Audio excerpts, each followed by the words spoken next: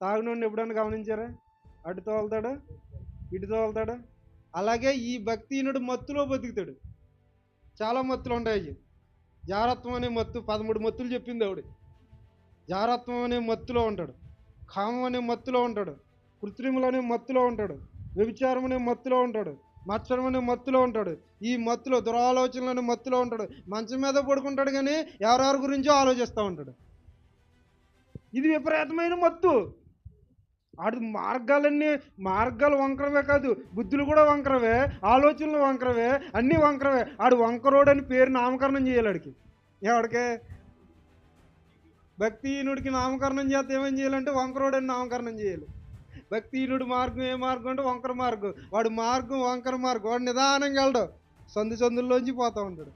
వాడికి ఇష్టమైనట్టు తిరుగుతూ ఉంటాడు. అటు వెళ్తాడు, ఇటు వెళ్తాడు, ఇటు వెళ్తాడు, అటు వెళ్తాడు, అటు వస్తాడు, ఇటు వస్తాడు, ఎటు పడితే అటు వెళ్తాడు. వంకరగా తిరుగుతాడు, వంకర పనులన్నీ చేస్తూ ఉంటాడు. భార్యతో సక్రమంగా సంసారం చేయడం రాదాడికి. పక్కలంటే ఎంత ఇదో. అది వంకరమా నిదానమా? నిదానం ఏంటి? తన భార్యతోటే ఉండాలి, కానీ తన భార్యతో ఉండడు. ఎక్కడ తిరుగుతాడు? వంకరగా తిరుగుతూ ఉంటాడు. అటు తిరుగుతూ ఉంటాడు, ఇటు తిరుగుతూ ఉంటాడు. వీడు వంకరోడే నిదానవాడే. భక్తిహీనుడు మార్గం వంకర మార్గం. వాడు వంకర పని చేస్తూ ఉంటాడు. నిదానంగా ఒక చోట ఏడవడు.